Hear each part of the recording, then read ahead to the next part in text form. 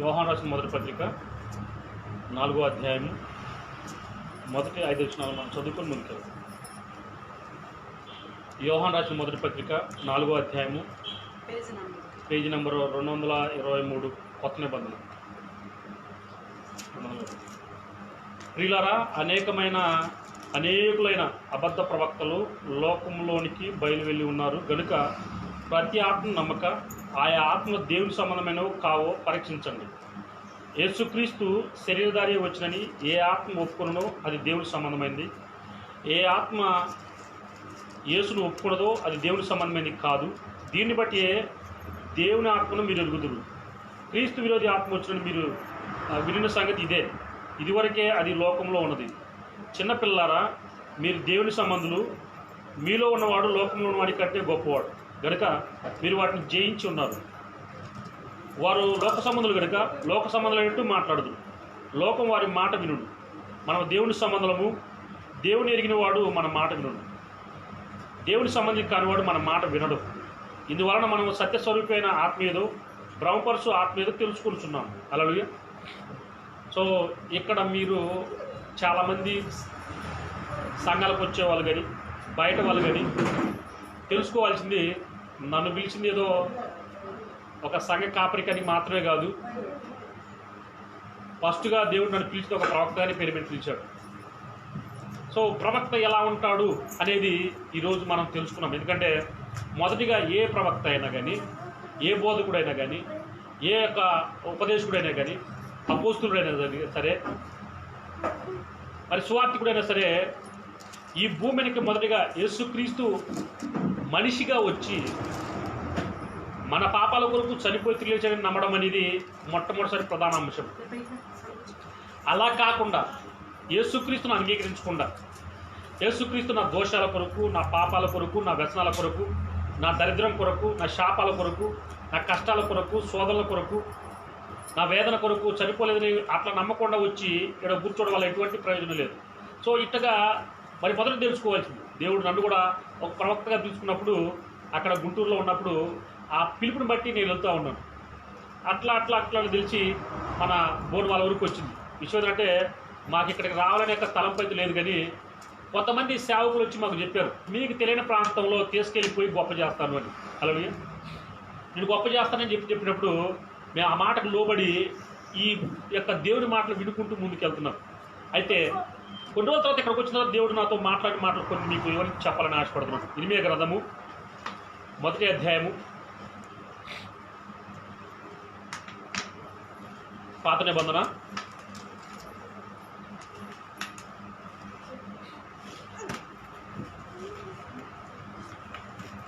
527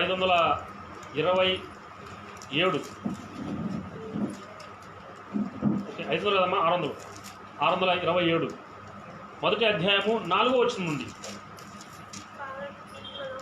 grace యెహోవాకు నాకు ప్రత్యక్షమై ఈలాగు సెలవిచ్చును, గర్భంలో నేను నిన్ను రూపింపక మునిపే నిన్ను ఎరిగితిని, నీవు గర్భం నుండి బయలుపడక మునిపే నేను నిన్ను ప్రతిష్ఠించితిని, జనములకు ప్రవక్తగా నిన్ను నియమించితిని అని. హల్లెలూయా. సో ఈ వాక్యం నాతో మాట్లాడినప్పుడు నిజంగా దేవుడు నన్ను పంపించింది ఈ భూమికి దీనికోసమే అని మరి నేను ముందుకెళ్ళడం చూసినప్పుడు, మరి ఇందులో ఒక మాట, ప్రవక్తగా చేయాల్సిన పని ఏంటి అంటే దేవుడు మొదటిగా అభిషేకిస్తున్నాడు, ఎలుగుతున్నాడు, అలానే ఆ యొక్క ప్రవక్తగా నియమిస్తున్నాడు అనమాట. అంటే మనుషులు నియమించేది కాదు. చదువుసా, మరి మనం చదువుకున్న చదువును బట్టి కొన్ని జాబులు వచ్చాయి. విఆర్ఓ జాబ్ కానీ, ఆర్ఐ జాబ్ కానీ, ఎంఆర్ఓ జాబ్ కానీ, ఆర్డీఓ కానీ, జాయింట్ కలెక్టర్, ఇక కొంతమంది అవునా మండల ఆఫీసులలో సెక్రటరీ దగ్గర నుంచి ఎంపీడీఓ దగ్గర వరకు, ఎండీ దగ్గర వరకు చూస్తే చాలామంది అధికారులు ఉంటూ ఉంటారు. అయితే ఈ అధికారం మొత్తం కూడా ప్రభుత్వము ఆ యొక్క ఎక్స్పీరియన్స్ బట్టి నియమిస్తుంది అనమాట. ఎగ్జామ్స్ పెట్టి ఆ యొక్క అనుభవాన్ని బట్టి నియమిస్తుంది, వాళ్ళ తెలివితేటలను బట్టి పరీక్షించి నియమిస్తుంది. ఇక్కడ కూడా మనకి దేవుడు నియమించిన విధానం ఎలా ఉంటుందంటే, అన్నీ ఉన్న ఏమి లేనిగాడిగా అయితేనే దేవుడు వాడుకోవడానికి సిద్ధపరుస్తాడు. హల్లెలూయా. అన్నీ ఉండి అంటే నాకు డబ్బు ఉంది, జాబ్ ఉంది, అవునా, రాజకీయ పలుకుబడి ఉంది, బలం ఉంది, ఇలా అంటే అనేవానికి దేవుడు వాడుకోడు. నాకు ఉన్న వాటిని వదిలేసి వస్తానా, అయితే అలాంటి వాళ్ళని ఓడుకుంటాడు. అందుకే అందులో దేవుడు ఎలా నియమించుకున్నాడో చూడండి ఒకసారి. 9వ వచనము. అప్పుడు యెహోవా చేయి చాపి నా నోరు ముట్టి ఇలాగ సెలవిచ్చును, ఇదిగో నేను నీ నోట నా మాటలు ఉంచి ఉన్నాను. ఇది హల్లెలూయా. గ్రేస్ మీరు ఎలా బయటకు అక్కడికి కూర్చోకూడదు. లేదు ఏమంటున్నాడు? ప్రవక్త నోట్లో మాటలు పెడుతున్నాడు. ప్రవక్త నోట్లో మాటలు పెట్టినప్పుడు అవి ఖచ్చితంగా నెరవేరుతాయి. ఇది మీరు ఇక్కడ తెలుసుకోవాల్సింది. మీరు ఏదో ప్రతి ఆదివారం చర్చికి వచ్చి ఈ మాటలు ఇడిపోవటం కుదరదు.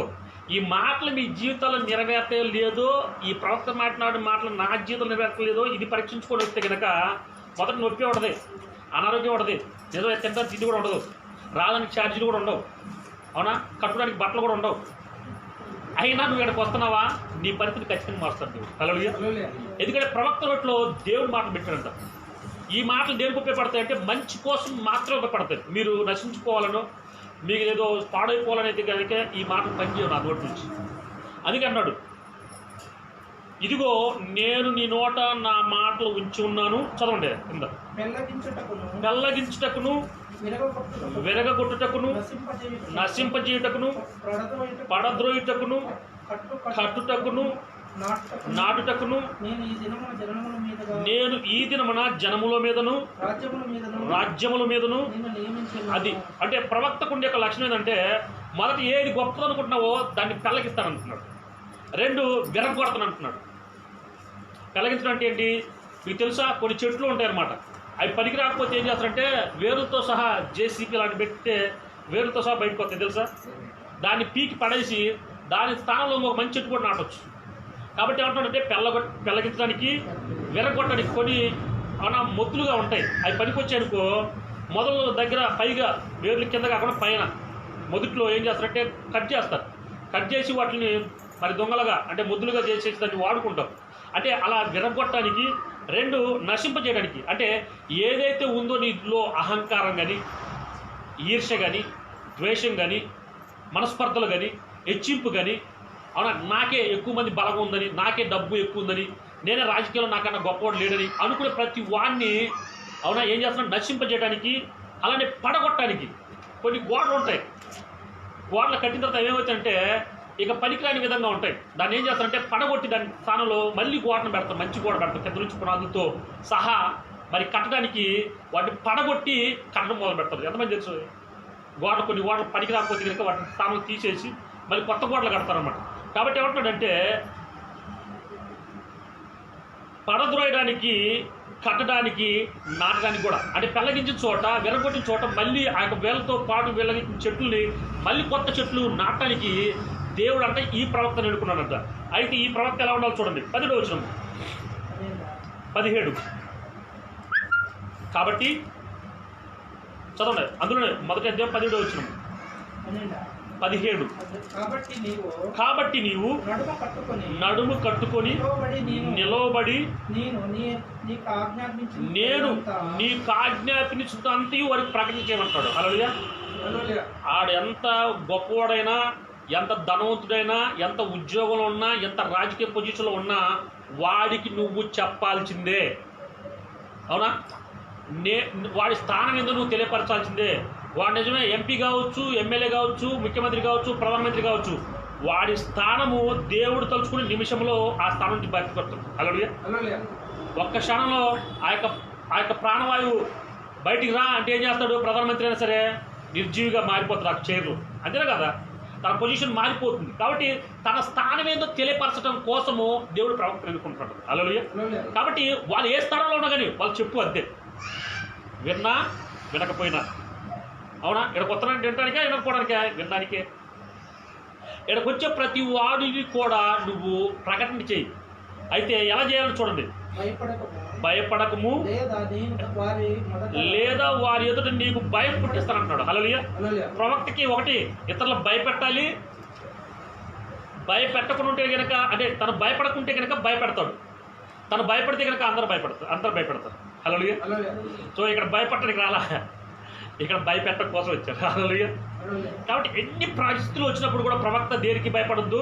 పరిస్థితులు భయపడకూడదు, వాతావరణాన్ని భయపడకూడదు, బలగాన్ని చూసి ధనాన్ని చూసి అవునా వాటి గురించి భయపడకూడదు అంటున్నాడు. హల్లెలూయా. ఇక్కడికి వచ్చే ప్రతి వాడు అలా సిద్ధపడటం కోసం దేవుడు ఇక్కడ పిలిపించేది. అందుకే అంతా నిలబడలేకపోతున్నారు. అవునా? ఇప్పుడు దేవుడు తండ్రి వ్యవసాయదారుడు అయితే కుమారుని ఏం చేస్తాడు? వ్యవసాయదారుడుగా మారుస్తాడు.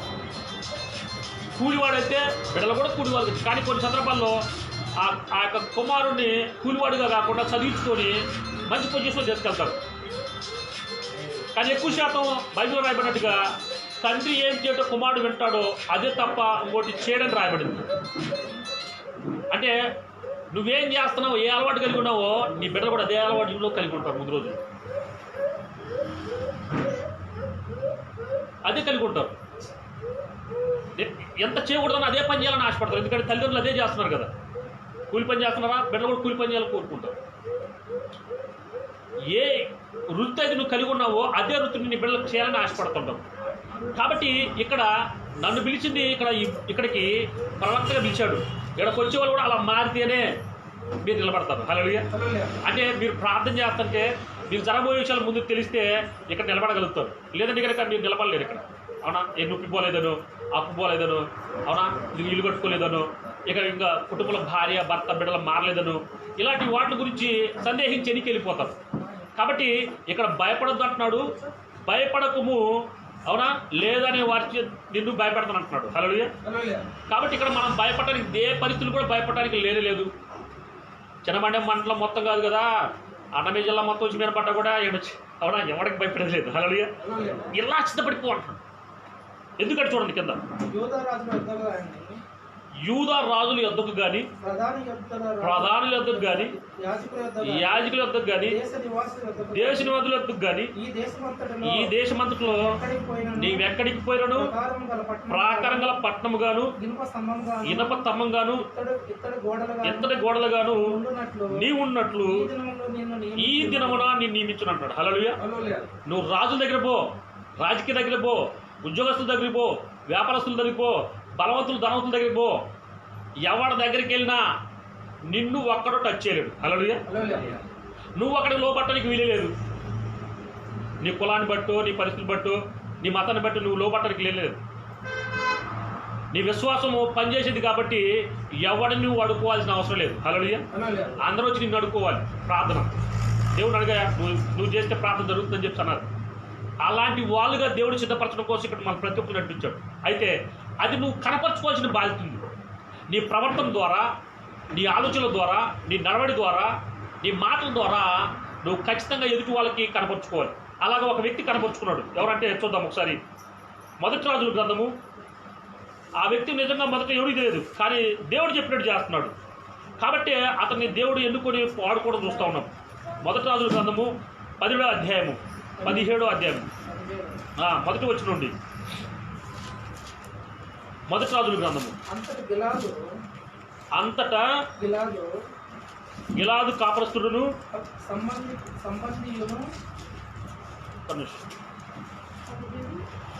మొదటి నుంచి. అంతటా గిలాదు కాపరస్తుల సంబంధీను తిష్బీయుడైన ఏలియా అహాబునొద్దకు వచ్చి, ఎవని సన్నిధిని నేను నిలబడి ఉన్నాను, ఇజ్రాయేల్ దేవుడైన యెహోవా జీవంతోడు నా మాట ప్రకారం గాక ఈ సంవత్సరంలో మంచైనను వర్షమైనను పడదని ప్రకటించాడంట. హల్లెలూయా.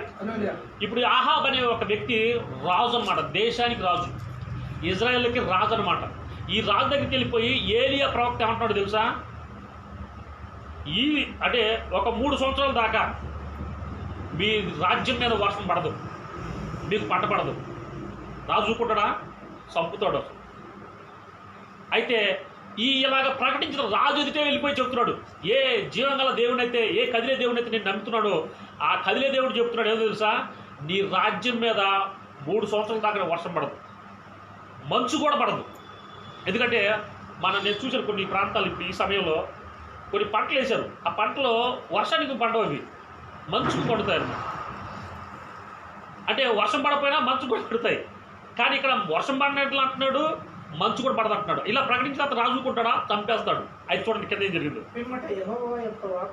పిమ్మట యెహోవాకు అతనికి ప్రత్యక్షమై, నీవు ఇచ్చటి నుండి తూర్పు వైపునకు పోయి యోర్దానునకు ఎదురుగా ఉన్న కెరీతు వాగు దగ్గర దాగి ఉన్నట్టున్నాడు. హల్లెలూయా.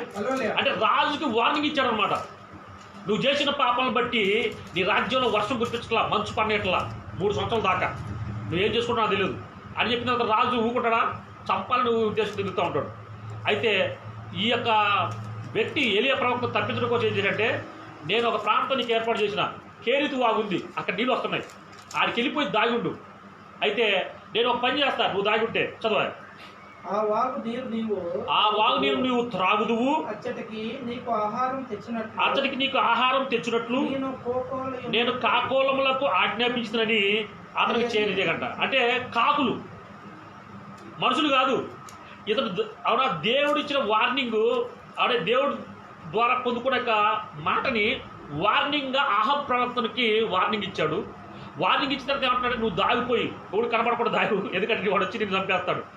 అయితే నువ్వు దాగి ఉన్నప్పుడు నేను ఏం చేస్తానంటే కాకులు చెప్తున్నా, ఏం తెలుసు అంటే నేను పోషించడానికి మనుషులు కాదు, నేను కాకులు పెడుతున్నా. విషయానికి కాకి లెక్క లక్షణం ఏంటో తెలుసా? కాకి మాంసం దొరికితే ఆగుతుందా? అసలు ఆహారం దొరికితే ఆగుతుంది, ఎక్కడ దొరికి అక్కడ మింగేస్తుంది, లేకపోతే పిల్ల పట్టకపోద్ది. అయితే ఇదే కాకులకి ఏం ఆజ్ఞాపించాడు చూడండి, చదువే. అతడు పోయి యెహోవా సెలవు చొప్పున యోర్దానుకు ఎదురుగా ఉన్న కేరీతు వాగు దగ్గర నివాసం చేశాడు. ఓకే, దేవుడు చెప్పినట్టు చేశాడు. ఎందుకంటే కాకులు తీసుకొచ్చి పెడతా లేదని అది లేదు, కానీ దేవుడు చెప్పాడు. అలాగా రాజుగారికి నేను వార్నింగ్ ఇచ్చాను. ఇప్పుడు ఏమంటున్నాడు, దాగుండు అంటున్నాడు. అక్కడ పోయి ఉంటే మరి కాకులు తీసుకొచ్చి భోజనం పెడతానంటున్నాడు. పెడతారు కాబట్టి అని చెప్పేసి వెళ్ళిపోయి దాగి ఉన్నాడు, అక్కడ నివాసం చేస్తున్నాడు. అయితే ఏం జరుగుతుంది చూడండి. అక్కడ కాకోలములు ఉదయమందు రొట్టెను, మాంసమును, అస్తమయందు రొట్టెను, మాంసమును అతని యొద్దకు తీసుకుని వచ్చుడు. అతడు వాగునీరు త్రాగుచూ వచ్చుడు. హల్లెలూయా. చూడండి, ఏ కాకులు అయితే మాంసాన్ని రొట్టెను తింటాయో అయ్యే కాకుల్ని దేవుడు పోషణ కొరకు పెట్టాడు ప్రవక్త. హల్లెలూయా. చాలామంది ఇక్కడికి వచ్చిన వాళ్ళు నాకు ఫస్ట్ నుంచి చెప్పారనమాట, అయ్యా మేము వచ్చేది 10 రూపాయలే 20 రూపాయలే, నెల రెంట్ ఎలా కడుతున్నావు, దీనికి ఎలా కట్టుకుంటున్నావు, కార్లు ఎట్లా తిరుగుతున్నావు, అక్కడ మీటింగ్లు ఎట్లా పెట్టుకున్నావు బయటకు వెళ్ళిపోయి అంటే, నాకు ఈ యొక్క ప్రవక్తకి ఇచ్చినట్టుగానే ఎవడైతే లంచం తీసుకుని అవునా బాగా లంచాలు తీసుకొని జాబులు చేస్తారో వాళ్ళే మాకు ఇవ్వడం చూస్తున్నాను. హల్లెలూయా. ఫోన్లు చేసేలా ఇదిగో పలాని సేవకుడికి ఫోన్పేలో డబ్బులు కొట్టండి అని చెప్పేసి పంపిస్తూ ఉంటారు. ఎందుకని వాళ్ళు తీసుకుంటారు, ప్రజల నుంచి దోచుకొని దాచుకుంటూ ఉంటారు. అలాంటి వ్యక్తుల్ని దేవుడు మాకు పోషణగా పెట్టినాడు. మీరేమనుకుంటారంటే మనకు పోకపోతే జరగదని. ఒక్కడ రాకపోయినా దేవుడు నాకు సమృద్ధి ఇస్తాడు. హల్లెలూయా. ఒక్కడ రాకపోయినా 100 మందికి 1000 మందికి నేను పెడతాను. ఎందుకంటే సంపాదించేది నేను కాదు, పెట్టేది నేను కాదు. అవునా, నేను ఎవరినైతే నమ్మానో ఆ నామం బట్టి యేసుక్రీస్తు నామే అవునా పనిచేసి ముందుకు తీసుకెళ్తుంది. ఒకరు రాకపోయి లక్షల కోట్లు దేవుడు పంపిస్తాడు ఇక్కడికి. హల్లెలూయా. ఎందుకని ఇక్కడ కాకులు ఎలాంటివి మాంసాన్ని తింటాయి, రొట్టెని తింటాయి. ఏ మాత్రం అసలు ఒక్కరు కూడా రవ్వంత కూడా మిగలచ్చు. అలాంటి కాకులని ప్రవక్తకి పోషణగా పెట్టుకున్నాడు. అక్కడ ఉన్న నీరు తాగుతున్నాడు. అంటే ఆ రొట్టె తిని మాంసం తిని నీరు తాగుతూ బ్రతుకుతూ ఉన్నాడు. అయితే ప్రవక్త ఎదురు చూడదు. కొంతకాలమైన తర్వాత దేశంలో వర్షం లేక ఆ నీరు ఎండిపోయిన అంటాడు. హల్లెలూయా. ఇక తాడానికి నీళ్ళు లేవు. ఓకే, రొట్టె తీసుకొచ్చినా మాంసం తిన్నా నీళ్ళు లేకపోతే ఏం చేస్తాము, బతకలేము. అంతేనా? తిన్నుంటే కుదరదు, తాగడానికి నీళ్ళు కూడా ఉండాలి. కాబట్టి ఈ యొక్క ప్రవక్తకి ఏం చేశాడు చూడండి దేవుడు. 8వ వచనం. అంతటా యెహోవాకు అతను ప్రత్యక్షమై ఇలాగ సెలవిచ్చును, నీవు సీదోను పట్టణ సంబంధమైన సారేపాతను ఊరికి పోయి అచ్చట ఉండుము, నిన్ను పోషించుటకు అచ్చటున్న ఒక విధవరాలికి నేను సెలవిచ్చుతుంది. అందుకతను లేచి సారేపాతునకు పోయి పట్టణపు గవని వద్దకు రాగా ఒక విధవరాలు అచ్చట కట్టెలు ఏరుచుంట చూచి ఆమెను పిలిచి త్రాగుడికై పాత్రలో కొంచెం నీళ్లు నాకు తీసుకొని రమ్మని వేడుకున్నాడంట. హల్లెలూయా. ఇప్పుడు ప్రవక్తకి ఈ భూమి మీద నిజంగా చెప్పాలంటే ఈ భూమి మీద అత్యంత విషాదకరమైన జీవితం ఏదైనా ఉంటే అది భర్త లేని స్త్రీ యొక్క జీవితం. వాళ్ళని మన భాషలో ఏమంటారంటే విధవరాళ్ళు అంటారు. విధవరాలకి ఏ దిక్కు ఉండదు అసలు. అలానే విధవరాలని ప్రతి ఒక్కరు హింసిస్తూ ఉంటాడు. విధవరాలకి ఏ సహాయం ఎవరు చేయరు. అయితే ఏ విధవరాలైతే సహాయం కోసం ఎదురు చూస్తుందో అదే విధవరాలని పోషణ కోసం దేవుడు పెడుతున్నాడు. హల్లెలూయా. నేను చెప్తున్నాను, మన సంఘంలో నేను వెళ్ళే ప్రతి ఏరియాలో ఎక్కువ శాతం అంటే కడపే కావచ్చు, మైదుకూరే కావచ్చు, జమన్మడిగే కావచ్చు, ప్రొద్దుటూరే కావచ్చు, చుట్టుపక్కల పల్లె కావచ్చు, ఎర్రగొంటలే కావచ్చు, ఏపులే కావచ్చు, తాడిపత్రే కావచ్చు, పులివెందులే కావచ్చు, బెంగళూరే కావచ్చు, మదనపల్లె కావచ్చు, చిత్తూరే కావచ్చు, పలమనేరే కావచ్చు, చుట్టుపక్కల గ్రామాల్లో అంటే పోతే వీరపల్లి కావచ్చు, చుండుపల్లి కావచ్చు, రామపురం కావచ్చు, లగ్రెడ్డిపల్లి కావచ్చు, గాలివిడి కావచ్చు, ఎక్కువ చిన్నమండి లోకల్ చుట్టుపక్కల గ్రామాలు కావచ్చు, నాకు ఎక్కువ విధవరాలే సహాయం చేస్తున్నారు. హల్లెలూయా. భర్త వాళ్ళు కాదు, భర్త లేని వాళ్ళు, వాళ్ళకి మరి తినడానికి నిజంగా సహాయం కూడా ఉండదు. అయితే వాళ్ళు నా తీసుకొచ్చి పెట్టడం చూసి నేను ఆశ్చర్యపడి మొదట అనుకోరు కదా వీళ్ళు ఇచ్చేది తీసుకోకూడదని చెప్పి అనుకున్నాం మేము. అయితే ఇక్కడ ప్రవక్తకి ఎవరిని నియమిస్తున్నాడు దేవుడు? విధవరాలు ఒక్క పట్టి అన్నం పెట్టినా కూడా మాకు సంతోషం. ఎందుకంటే వాళ్ళు కష్టపడి పెడతాం. ఇతరులను ముంచి కానీ, ఇతరులని లాక్కుడి కానీ, ఇతరులని అవునా అన్యాయం చేసి కానీ సంపాదించలేరు. అబద్ధాలు ఆడి సంపాదించలేరు. వాళ్ళకున్నది ఉన్నట్టుగా. అయితే ఇక్కడ ఒక విధవరాలు నియమించానని చెప్పిన తర్వాత సారేపాతికి వెళ్ళినప్పుడు ఆ గౌని ముందే ఈ యొక్క విధవరాలు ఏం చేస్తుందంటే పుల్లలు ఏరుకుంటుంది. ఈ యొక్క విధవరాలకి అవునా అడుగుతున్నాడు మోషే ఎలీయా ప్రవక్త ఏమని చూడండి.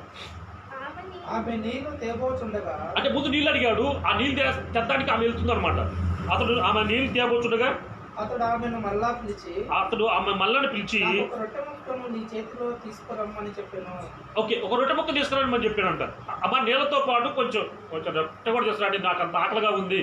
నీళ్ళు తాగుతారు కరెక్టే, కానీ రొట్టె తిని నీళ్ళు కూడా తాగుతాను అని చెప్పేసి ఆ యొక్క విధవరాలకి ఈయన ప్రవక్త అడిగారు అనమాట.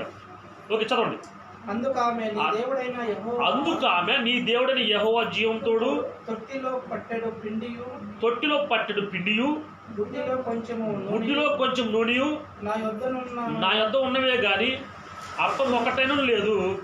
మేము సాగుకు ముందు నేను ఇంటికి పోయి వాటిని నాకును నా బిడ్డకును సిద్ధము చేసుకునవల్లని కొన్ని పుల్లలు వేరుటకై వచ్చాను అంటున్నాడు. హల్లెలూయా. నిజంగా ఆపోడదాన్ని చనిపోవడానికే కొంచెం అన్న పిండి, కొంచెం నూనె ఉంది. తొట్టిలోనే కొంచెం పిండి ఉంది, ఆవిడ పట్టంటే ఓకే ఎంత ఉండొచ్చు. అలానే గుడ్డిలో కొంచెం నూనె ఉంది.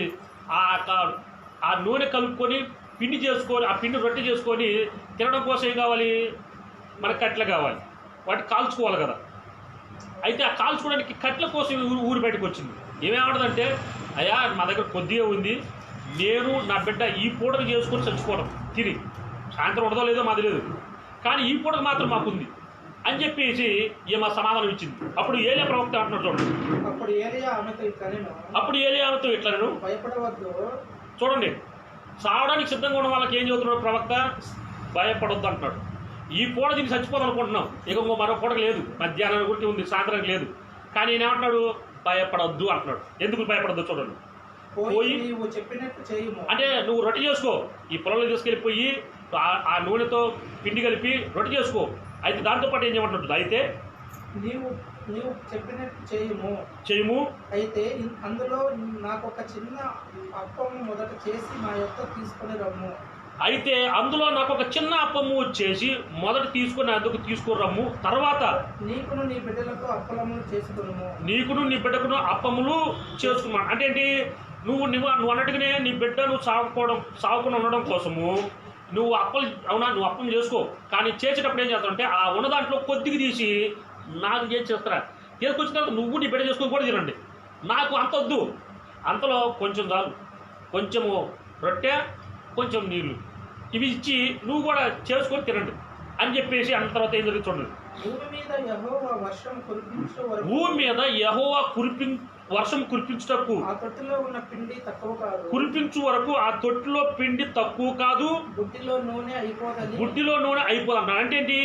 ఏ పిండి అయితే తక్కువగా ఉందనుకుంటున్నావో, ఏ నూనె తక్కువగా ఉందనుకుంటున్నావో ఆ పిండి నూనె దేవుడు ఈ భూమి మీద వర్షము కురిపించేంత వరకు కూడా తక్కువ కాకుండా నువ్వు తింటావు. హల్లెలూయా. నువ్వు మళ్ళీ బయటికి వెళ్ళిపోయి అవునా అడుక్కొని కష్టపడి అవునా చేసుకోవాల్సిన అవసరం లేదు, ఎందుకంటే ఆల్రెడీ కరువు ఉంది వర్షం లేక. నువ్వు ఏడపోయి పని చేస్తావు కదా, నువ్వు ఇంట్లోనే ఉండు, కానీ నాకు మొదట చిన్న అప్ప చేసుకొచ్చి పెట్టు.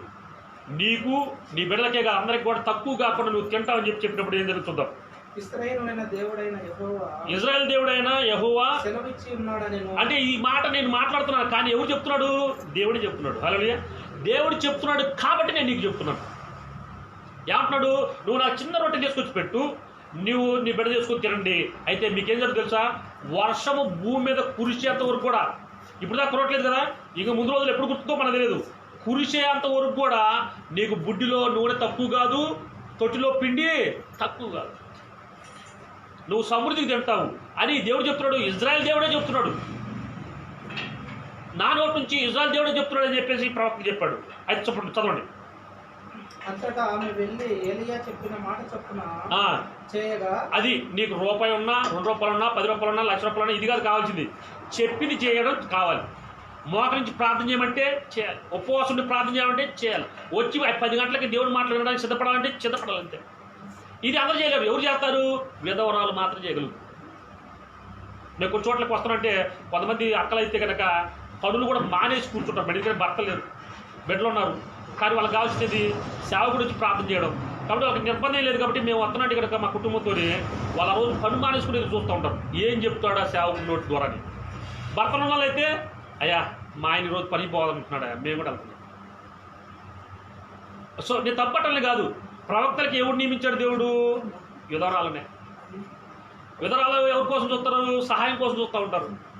ఏ సహాయం కోసం చూస్తున్నారు అదే విధవరాలకు సహాయం చేయడం కోసం దేవుడు ఏం చేస్తున్నాడు? ప్రవక్తను పంపిస్తున్నాడు, లేని సమయంలో పెట్టడం కోసం. అదే ఆ పూట తిని చచ్చిపోవాలనుకున్న వ్యక్తుల దగ్గర నుంచి అడుక్కొని దేవుడు అంత మంచిదట ప్రవక్త అదే జరుగుతుంది. హల్లెలూయా. ఎందుకో తెలుసా? ఇజ్రాయెల్ దేవుడు ఏం చెబుతున్నాడంటే వాళ్ళకి తక్కువ కాకుండా, ఆ విధవరాలకు తక్కువ కాకుండా చూడాలని చూస్తున్నాడు.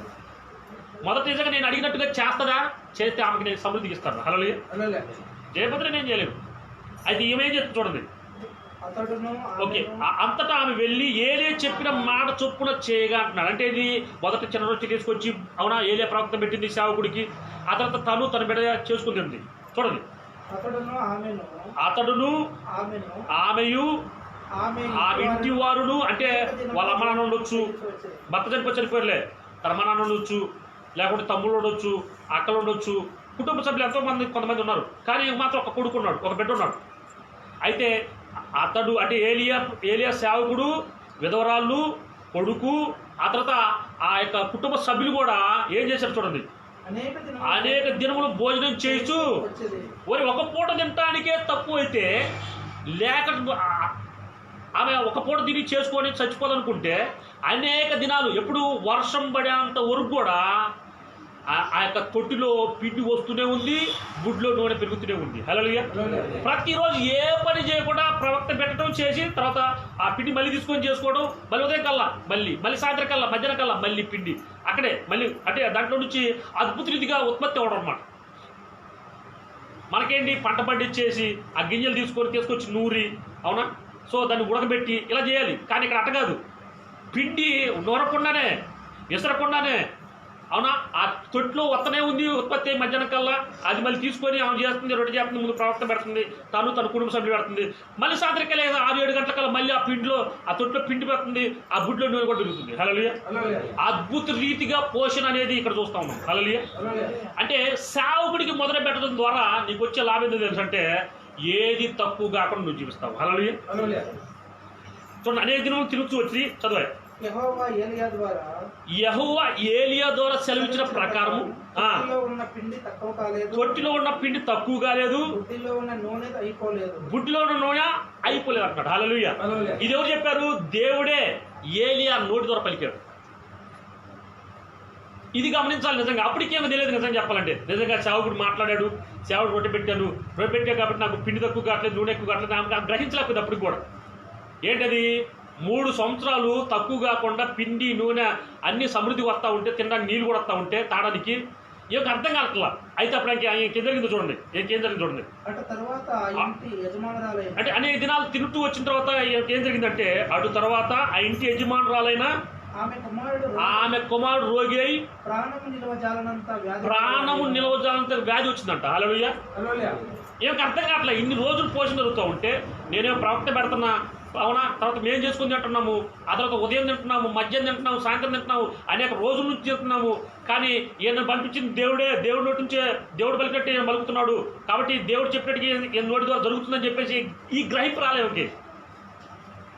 చాలామంది అదే మేము రెగ్యులర్గా సేవకులు గినక ఎప్పుడు ఇళ్ళకి వెళ్తే ఏమనుకుంటే వీళ్ళు వస్తున్నారు, అవునా, వస్తే ప్రార్థన చేసి డబ్బులు ఇవ్వాలి, భోజనం పెట్టాలి, అవునా. ఇది చాలామంది అనుకుంటారు. ఇది కరెక్ట్ కాదు అసలు, నిజం చెప్పాలి. ప్రవక్త పోమన్నప్పుడు అందుకే నేను కొంతమంది పిలిచినప్పుడు పోను, నేను నాకు అనిపించినప్పుడు వెళ్ళిపోతాను. అది పక్కిళ్ళైనా నేను పోలేను. 3 వకీలు పెట్టలేగానే దేవుడు పోమంటే వెళ్ళిపోతాను అంతే. ఎందుకంటే నాకు ఇస్తాను ముందు ఇచ్చిదిగో పలానా వ్యక్తి దగ్గరికి వెళ్ళిపోయి కూర్చుని వాక్యం చెప్పిరా, పోతాను అంతే. లేదు పక్కింట్లో ఉన్నాడు, ఆడు అసలు నా గురించి ఆలోచించలేదు, అది పోవద్దు అంటాడు, పోను అంతే. ఇంట్లో కూర్చొని ప్రభా ఎక్కడికి వెళ్ళాలో చెప్పు, ఎవరు వస్తారో చెప్పాడు, వాళ్ళ కోసం నేను సిద్ధపడతాను, నన్ను బొమ్మంటే అక్కడికి వెళ్ళిపోయి సిద్ధపడతాను. అయితే ఈమె అనేక దినాలు ఇంట్లో ఉంటున్నాడు, ఎదరాలు ఇంట్లో ఉంటుంది. ఎదరాలకి ఏం తెలియదు, దేవుడు చెప్పిన ప్రతి మాట ఈ సేవకుడు మాట్లాడితే జరుగుతుంది అనే విషయం తెలియట్లే.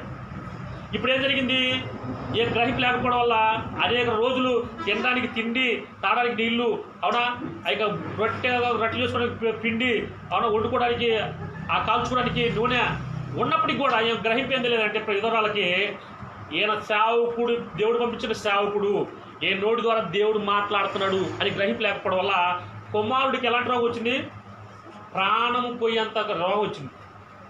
అయితే చూడండి ఏం జరిగింది అంటే అనేక రోజుల నుంచి భోజనం పెడుతున్నా ఏమా ఇప్పుడు దేలేతో ఏమంటుందంటే ప్రాప్తం దైవజనుడా, నా యొద్దకు నువ్వు రా నిమిత్తమేమి, నా పాపం నాకు జ్ఞాపకం చేసి నా కుమారుడు చంపుటకై నా యొద్దకు వచ్చితివా అనే. హల్లెలూయా. చూడండి ఇన్ని రోజులు భోజనం పెడుతున్న ఆమె కుమారుడికి మనకం రోమతి ఏమున్నట్టుంది, సేవకుని అంటుంది. నువ్వు నా దగ్గరికి వచ్చింది గల కారణం ఏంటంటే నేను గత కాలంలో విధవరాలు కూడా కొన్ని తప్పులు చేశాను, పొరపాటు చేశాను. ఆ అహంకారంతో, ఆ ఈర్షతో, ఆ ద్వేషంతో ఇతరుల బూతులు చెప్పి అబద్ధాలు ఆడి మోసాలు చేసి ఈ కార్యక్రమాలు నువ్వు రాకముందు చేశాను. ఇప్పుడు భోజనం సమృద్ధి దొరుకుతుంది కదా, ఇప్పుడు చేయట్లేదు. కానీ నువ్వు వచ్చింది ఎందుకో నాకు ఇప్పుడు అర్థమవుతుంది. నేను గత కాలంలో చేసిన పాపాలని నువ్వు మళ్ళీ నాకు తెలియపరుస్తానికి వచ్చావు కదా. హల్లెలూయా. సో ప్రవక్త దేనికోసం ఉన్నాడంటే ఒక వ్యక్తిలో హృదయంలో ఉన్న ఆలోచన యొక్క తలంపులు దేవుడికి వ్యతిరేకమైనట్లయితే ఆ వ్యతిరేకమైన తలంపులు పాపయుక్తములైనవి, తద్వారా నువ్వు ఎదగలేవు, తద్వారా నీ యొక్క ఆశీర్వాదం నువ్వు చూడలేవు, నువ్వు ఆరోగ్యంగా జీవించలేవు, నువ్వు ఎల్లప్పుడూ బతుకున్నవాడే కానీ చచ్చివాడిగా ఉంటావని మరి ప్రవక్త ద్వారా దేవుడు తెలియపరచుకోవడం కోసం ఇచ్చాడు. దేవుడు చెప్పిన ప్రతి మాట తన బిడ్డలైనటువంటి మనుషులకి చెప్పాలని దేవుడు ప్రవక్తను నియమించుకున్నాడు, సేవకు నియమించుకున్నది. అందుకే ఇప్పుడు రోగం దేవుడికి దగ్గరికి వెళ్ళాలి, డాక్టర్ దగ్గరికి వెళ్ళాలి, డాక్టర్ మీద చూపించుకోవాలి. ఏమేమంటుంది, ఏమయ్యా నువ్వు నా దగ్గరికి వచ్చి 2 రోజులు దీనికి గల కారణం నేను గతకాలం చేసిన పాపాలని నాకు గుర్తు చేసి అందుకే వచ్చింది. ఏమంటుంది చూడండి, దైవజనుడా నా యొద్దకు నువ్వు రా నిమిత్తమేమి, నా పాపము నాకు జ్ఞాపకం చేసి నా కుమారుడు చంపుడికే నా యొద్దకు వచ్చితివా అంటుంది. చంపడానికి ఆ దేవుడు పంపించింది సేవకుని, తన్ను బ్రతికించడం కోసం, సేవకుని బ్రతికించడం కోసం పంపించాడు మొదటిగా. ఆమె బిడ్డలు బతికించడం కోసం కాదు, సేవకుడు దాగకుండా ఉండాలి కదా. సేవకుడు దాగకుండా ఉండాలంటే ఎవరు పెట్టాలి, విధవరాలే పెట్టాలి. భర్త లేదు కాబట్టి అబ్జెక్షన్ పెట్టరు. కాబట్టి ఈయన పంపించిందే కాపాడటం కోసం, చంపడం కోసం కాదు. ఇప్పుడు మాకు వచ్చే ప్రాబ్లం ఇది, సేవకులలో చాలామంది ప్రార్థన చేసినప్పుడు కొన్ని సందర్భాల్లో ఫస్ట్లో స్వస్థతలో, విడుదలలో, అద్భుతాలు స్వస్థత జరిగిన తర్వాత అతను హఠాత్తుగా ఏదైనా జరిగిందనుకో వెంటనే ఎవరి మీద పడతావు తెలుసా, ఆమె పాస్టర్ గారు నువ్వు అందరికి ఒక రకమైన ప్రార్థన చేస్తున్నావు, మాకు ఒక రకమైన ప్రార్థన చేస్తున్నావు, వాళ్ళకి జరుగుతున్నాయి మాకు జరగట్లా. ఇది మొట్టమొదటిసారి ప్రతి ఒక్కరి ముందులో యొక్క విశ్వాసంలో ఉన్న యొక్క ప్రాబ్లం అన్నాను. కాబట్టి ఇప్పుడు ఈ వ్యక్తికి కుమారుడు రోగం వస్తే కుమారుడు చూపించాల్సింది వచ్చి, లేకపోతే ప్రార్థన చేయించాల్సింది వచ్చి ఏమంటుంది, నువ్వు వచ్చిందే నా పాపాలు నాకు జ్ఞాపకం చేసి నా కుమారుడు చంపడం కోసం వచ్చాడు. నేను చేసిన పాపాలు అంటే కదా, తల్లిదండ్రులు చేసిన పాపాలు ఎవరికి వస్తాయి, బిడ్డలకే వస్తాయి. ఇది పాత నిబంధనలు ఉంది. ఇప్పుడు అలా లేదు. ఎవడు ద్రాక్షకాయలు తింటే వాడి పుల్లే పుడుస్తాయి, ఎవడు పాపం చేస్తే వాడికి తగ్గుతుంది కానీ ఇంకోటి తగలదు. ఇప్పటికీ చాలామంది అదే అనుకుంటారు, తల్లిదండ్రులు చేసిన పాపాలని బిడ్డలకు వస్తాయని చెప్పి. అది అట్లా రాదు. యేసుక్రీస్తు రక్తంతో కడబడిన ప్రతిసారి ప్రతి ఒక్కరు కూడా ఆ రక్తాన్ని బట్టి వాళ్ళకి క్షమాపణ ఉంది. తండ్రి పాపం చేసేవాడు కానీ కుమారుడు మారాడు కాబట్టి కుమారుడు కానీ అలాంటి పాపంలో పాల్పంపులు లేవు. తండ్రి మంచోడే, కుమారుడు తప్పులు చేస్తున్నాడు, అది కుమారుడికి వస్తుంది కానీ తండ్రికి రాదు. కాబట్టి ఈ ప్రాసెస్ యేసుక్రీస్తు ఈ భూమికి వచ్చిన తర్వాత జరుగుతుంది ఏంటంటే, ఎవడైతే తమ పాపాలను బట్టి ఒప్పుకొని ఆ పాపాల నుంచి బయటికి రావాలని కోరుకుంటాడో అది అడగాలి, ప్రభువా నేను పాపినే, నన్ను క్షమించు, నన్ను బిడ్డగా అంగీకరించు, నాకు ఇదిగో ఈ స్వస్థ నీవు, ఈ యొక్క నొప్పి నుంచి విడుదల ఇచ్చి, ఈ దరిద్రం నుంచి విడుదల ఇచ్చేయి, నాకు ఇదిగో సమృద్ధి ఆశీర్వాదం నింపండి, ఇప్పుడు నాకు ఎవరు పనికిరానుడుగా ఉన్నా పనికొచ్చి వాడికి చేయండి నన్ను అని నువ్వు అడగడం ద్వారా దేవుడు నీ జీవితంలో కార్యం చేస్తాడు. అయితే ఇట్లా అడిగిన తర్వాత ఏదే ప్రవక్త ఏం చేస్తాడు చూద్దండి.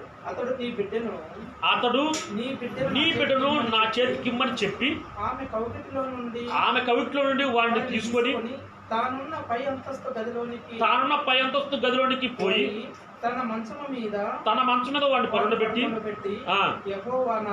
ప్రార్థన చేస్తున్నాడు. యెహోవా నా దేవా, నన్ను చేర్చుకుని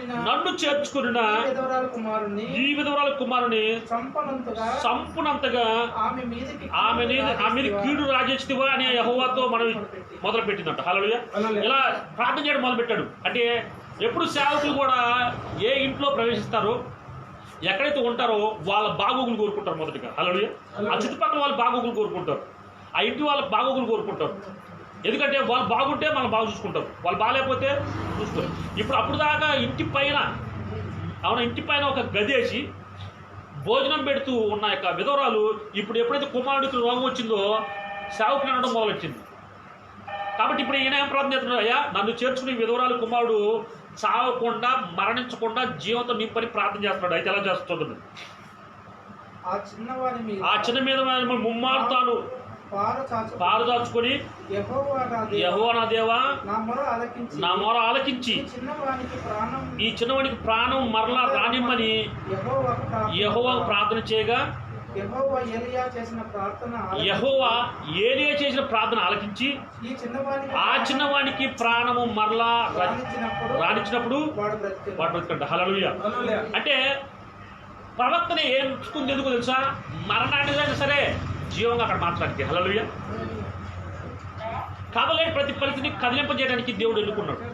రోగంలో ఉన్న వాళ్ళకి ఆరోగ్యము, దరిద్రం ఉన్న వాళ్ళకి సమృద్ధి, శాపంలో ఉన్న వాళ్ళకి ఆశీర్వాదము, కింద స్థాయిలో ఉన్న వాళ్ళకి పై స్థాయి, త్వరగా ఉన్నవాడికి తలగా చేయడం కోసము దేవుడు ప్రవక్త ఎన్నుకున్నాడు. హల్లెలూయా. ఇదే మాకు జరుగుతుంది ప్రస్తుతం నుంచి కూడా.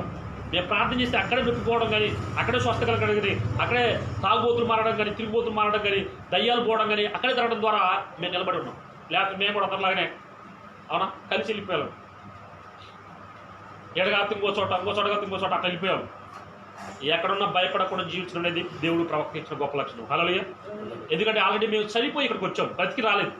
బతికున్నాడైతే ఏమనుకుంటాడు, చంపుతారని భయపడతారు. చచ్చినోడు బతికొచ్చినాడు అసలు హల్లెలూయా. మన క్రీస్తునందు మృతి పొందాము, క్రీస్తునందే తిరిగి లేచాము. హల్లెలూయా. కాబట్టి దేనికి భయపడము. అసలు మరణం అంటే అసలు భయం లేదు, కొడతారంటే అసలు భయం లేదు, చంపుతారంటే అస్సలు భయం లేదు. ఎందుకంటే భయానికే భయపుచ్చడానికి దేవుడు తన కుమారుడు యొక్క ప్రాణాన్ని అర్పించున్నాడు. హల్లెలూయా. వాడిది లేదు. యేసుక్రీస్తు వారు చనిపోయేంత వరకు కూడా అయ్యా దేవుడు కుమారుడు వస్తే చంపేస్తే ఇక అందరూ భయపడతారు నాకు అనుకున్నాడు. మరణము ఏం చేసిందంటే పాపాన్ని సైతాన్ని సంఘం పాదాల కింద తీసుకొచ్చింది. హల్లెలూయా. ఏదైతే వాళ్ళని వెళ్తుందో దాన్నే పాదాల కింద తీసుకొచ్చాడు. ఇంకా భయపడవచ్చు దేనికన్నా, అస్సలు భయపడటం లేదు. రోగానికి భయపడటం లేదు, నొప్పికి భయపడటం లేదు, అప్పు భయపడటం లేదు, వ్యాధి బాధలకు భయపడటం లేదు, పరిస్థితులు భయపడటానికి అసలే లేదు. ఈరోజు భూకపోతుందా ప్రశాంతంగా ప్రార్థన చేసుకొని పాటలు పడుకున్నాడు. ఇది మనకి ఇచ్చిందండి. హల్లెలూయా. అవునా కరోనా కన్నా అవునా మించిన రోగం వద్దా అయితే పర్లేదు, ఇక దాన్ని ఎదుర్కోవడానికి చదివే అంతే. అందరు భయపడిపోయేదానికి మనం భయపడటానికి లేదు. యెషయా గ్రంథంలో రాయబడింది 8:11 మనుషులు భయపడడానికి నువ్వు భయపడొద్దు, నువ్వు భయపడవలసింది వాడికి. దేని భయపడాలంటే ఈ మాటకే భయపడ. ఇది అలాగా ఈ ప్రతి ఆదివారం వచ్చాడు. ప్రతిరోజు నువ్వు ఇంట్లో ఉండగానే వాక్యం తీసి చదవడం కానీ, ఆ యొక్క సెల్ ద్వారా టీవీ ద్వారా దేవుని మాట వినడం కానీ దానికి భయపడాలి. ఆ తర్వాత దేవుని అడగాలి, ప్రభా ఈరోజు ఇది పని చేస్తున్నా, ఆ పనిలో నాకు విజయం చేకూర్చు, నాకు అందులో సమృద్ధి నువ్వు, నాకు మంచి ఆరోగ్యం దయచేయి అని నువ్వు అడగడం ద్వారా దేవుడు నీకు వెంటనే కార్యాలు జరగడం చూసి ఇతరులకు సాక్షిగా నిలబడతాయి భూమి. కాబట్టి ఈ ప్రవక్త అవునా విధవరాల యొక్క కుమారుడు యొక్క ప్రాణ విషయమే ప్రార్థన చేసినట్టు ఏమైంది, ఆ ప్రాణం తిరిగి వచ్చిందంట. హల్లెలూయా. అయితే చూడండి ఏమైందో 23 ఏలియా ఆ చిన్నవాడిని తీసుకొని గదిలోనికి దిగి గదిలోకి దిగి ప్రవేశించి వెంట ప్రవేశించి వాని తల్లికి అప్పగించి ఇదిగో నీ కుమారుడు వాడు బ్రతుకుచున్నాడని చెప్పగా, అంటే చనిపోయిన కుమారుడు బ్రతికించి మళ్ళీ చేతికి ఇచ్చాడు ప్రార్థన ద్వారా చేసి. ఏదో ప్రవక్త బతికించలా, ప్రవక్త చేసిన ప్రార్థన పనిచేసింది అంతే. హల్లెలూయా. మేము ఈ భూమికి వచ్చిందే పని చేయడం కోసం, పని చేయకుండా అవన సోమరిపోతులుగా జీవించడం కోసం సేవకుడు ఇక్కడ పంపించలా. సేవకుడు చేసిన ప్రతి మాట ఇక్కడ జరగాల్సింది అంతే. హల్లెలూయా. జరిగితేనే నమ్మాలి మీరు. అందుకే అవునా ఈ లోకంలోకి ఎవరు వచ్చారు?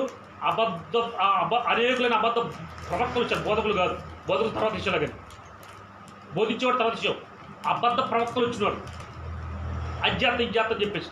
గత 9 సంవత్సరాలు ఇక్కడ ఉంటున్నాం. మేము నిజంగా అబద్ధమే బోధిస్తే, అబద్ధంగానే ప్రవర్తిస్తే, జీవిస్తే ఇక్కడ ఉండేవాళ్ళు కాదు అసలు. హల్లెలూయా. మా యథార్థత ఈ వాక్యమే. హల్లెలూయా. ఈ వాక్యం పట్టుకొని మాత్రమే నిలబడ్డాం. లేకపోతే మేము కూడా డబ్బుల కోసమో, తినే తిండి కోసమో, కట్టుకునే బట్ట కోసమో, ఉండే ఇల్లు కోసం ఎక్కడెక్కడో ప్రయత్నించేవాళ్ళం. అయితే ఇక్కడ స్థిరపరుస్తున్నాడు దేవుడు. అయితే ఈ యొక్క ప్రవక్త ఆ యొక్క కుమారుడు బ్రతికిస్తే ఈ విధరాలకి ఏం జరిగిందో చూడండి. 24 వచనం. ఆ స్త్రీ ఏలియాతో, అంటే ప్రవక్త అంటే సేవకుడితో అంటుంది, నీవు దైవజనుడై ఉన్నావనియు, నీవు పలుకుచున్న దేవుడి మాట యెహోవా మాట నిజమనియు ఇందుచేత నేను ఎరుగుదును అన్నదంట. హల్లెలూయా. అప్పుడు దాకా దైవ సేవకుడని ఇంకా తెలియదు నిజంగా చెప్పాలంటే. ఏదో వచ్చి చెప్పాడు, ఒక అప్పం పెట్టమన్నాడు, కొద్ది బెటర్ రొట్టె, ఆ తర్వాత మీరు చేసుకుని తినమన్నాడు. ఆ తర్వాత మాకు వస్తుంది, మధ్యాహ్నానికి వస్తుంది, సాయంత్రానికి వస్తుంది, మళ్ళీ ఉదయానికి వస్తుంది, పిండి పెరుగుతుంది, నూనె పెరుగుతుంది, అది చేసుకుని తింటూనే ఉన్నాం.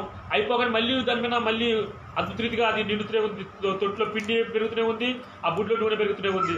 కాబట్టి చేసుకుని తింటున్నాం అని అనుకుంటుంది తప్పించేసి, ఈయన నిజంగా సేవకుడని, దేవుడి నోటి నుంచి వచ్చే ప్రతి మాట ఈయన నోటి ద్వారా వస్తుందని ఈయన తెలియదు. ఈ రోజు నుంచి ప్రవక్తలు పలికే ప్రతి మాట మీరు గ్రహించుదురుగాక. ఏ సేవకుడైతే దేవుడు మీకు సేవకుడిగా అనుగ్రహించినాడో, ప్రవక్తగా ఇచ్చినాడో, ఆ సేవకుడి మాటను బట్టి మీరు జీవించుదురుగాక. ఎందుకంటే ఆయన ఏం బోధించాలి? నిజం, అబద్ధం కాదు, నిజం. ఏంటది నిజం? జరిగే యేసుక్రీస్తు మాట వెంటనే జరుగుతుంది. ఎప్పుడు జరుగుతుంది? ఇప్పుడే జరుగుతుంది. ఇక్కడ నువ్వు ఉన్న నీ అకౌంట్లో డబ్బులు రావాలి అంతే. హల్లెలూయా. దానికోసం ఇక్కడ రావాలి, సంపాదించుకోవడం రావాలి, కానీ నువ్వు ఖర్చు పెట్టడం కోసం ఇక్కడ రావద్దు. చాలామంది అదే ఇక్కడ పోతే, అవునా, సంఘాలు పోతే ఇదే ప్రాబ్లం. కొడని ఛార్జీ కావాలి, మధ్యలో ఖర్చులకి ఛార్జీ కావాలి, తినడానికి ఆడ కానుక వేయాలి, ఇవన్నీ ఎందుకు? ఆడి బాబుకి ఎన్ని మిగులుతాయి. హల్లెలూయా. అది రాను. ఆ తర్వాత వాళ్ళకి ప్రాబ్లం ఎక్కువైపోయి మళ్ళీ చివరిలో ఏదో ఇక చనిపోతావు కొద్దికల మీదకి వచ్చేసి ప్రాణం పోద్ది, ఊపిరాడక అనుకునే సమయంలో మళ్ళీ పరిగెత్తుకుంటూ వస్తారు, మళ్ళీ పిలుస్తూ ఉంటారు. అట కాకుండా ఏలియా ఆ విధవరాలు ఎలాగైతే తెలుసుకుందో నువ్వు కూడా అలా తెలుసుకుందువు గాక. మీ ప్రతి మాట, వింటున్న ప్రతి మాట నెరవేర్చబడు గాక చేసినాం. మిమ్మల్ని ఏం చేయాలని కోరుకున్నాడు తెలుసా దేవుడు? చూద్దాం. ఒక 2 మాటలు చెప్పి నేను ముగిస్తాను. యెషయా గ్రంథము 45వ అధ్యాయం.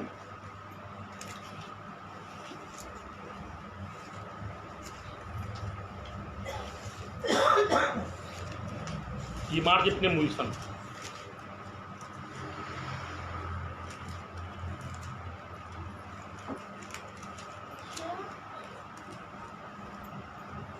వచనం.